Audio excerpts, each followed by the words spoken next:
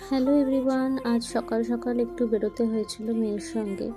আর তার জন্য একটাই দেখতে পাচ্ছ, খুব গরমে আরামদায়ক একটা সুতির কালামকারি কুর্তি আর ওই যে টপসটা দেখলে, এটা আমার এক ভাইয়ের বউ গিফট করেছে, ভীষণ আমার প্রিয়।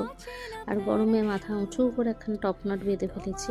আর এই যে মা মেয়ে মিলে দুপুরের গরম হাওয়া খেতে বেরিয়ে পড়েছি যাকে বলে। এই যে ছিল আমার ফাইনাল লুকটা।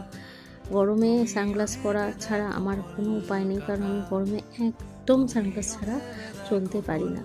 রাস্তাঘাটে এই গরমে বলো তো কোন পাগলে হাওয়া খেতে বেরোয়, আমাদের একটু হাওয়া খেতে বেরোতে হয়েছিল, কিচ্ছু করার ছিল না, কারণ খুবই দরকারি একটা কাজ ছিল।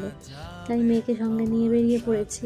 আর চারিদিকে রাস্তাঘাট গরমের কারণে কিনা জানি না বেশ ফাঁকা ফাঁকাই ছিল।